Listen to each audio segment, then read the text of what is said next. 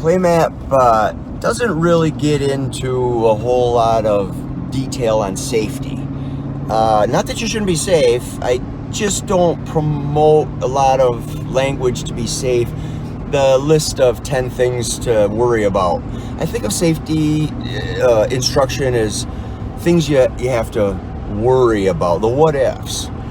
Those lists are too big. I don't really get into that too much. However, what I do get into quite extensively is protection. How to protect yourself. Now, for instance, right now, I'm driving down M22. It is before 6 a.m. in the morning on a weekday in spring. So I'm protecting myself that way by the fact that I'm going slow. It's early in the morning. There aren't any cars, and it's a nice wide road. I'm not being safe necessarily, but I'm protecting myself by looking at the road and keeping track, make sure the dogs don't jump on my lap.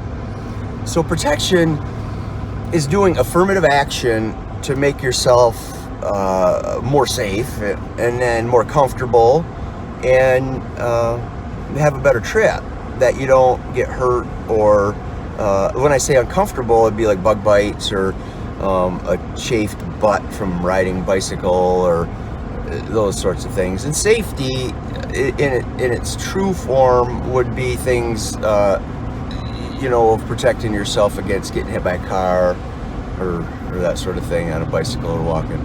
So safety is very important. However, it's not an explicit thing. You're not going to see a list of small print at the end of a play plan of all the things that could, would, should happen, or all the things the attorney should say should be put on there because they happened one time in some weird place. So protect yourself. Always protect yourself. Use affirmative action to protect yourself. But you might get hurt and stuff because you're doing stuff a little bit crazy. So that's why there's no safety short small print at the end, long small print at the end sometimes. Instead, it's just to protect yourself.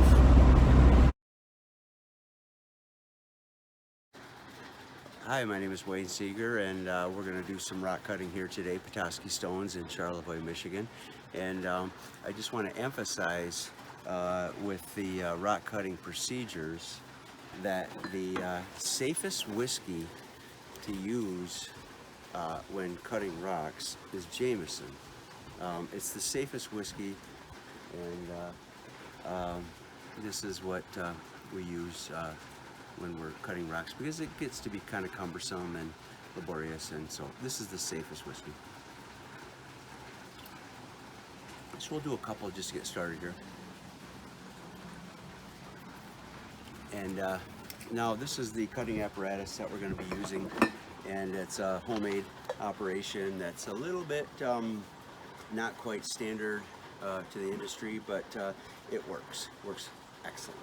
And so what we're going to do is take 3 cuts on this rock right here, which appears to be, well, maybe not so exciting, but we're going to make 3 cuts on that. And electricity is hooked up, and we're going to turn on the water, and we're going to make 3 cuts here at about 3/8 inch thick. So the first one, here we go. We want to keep dry because electricity does conduct.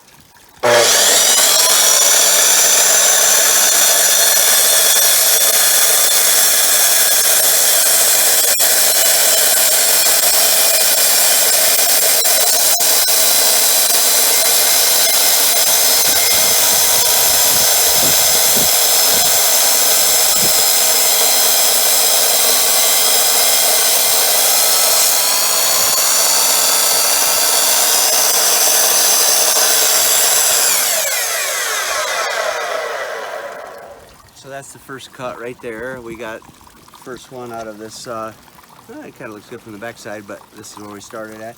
We're going to do 2 more cuts, and then we're going to be done in this rock.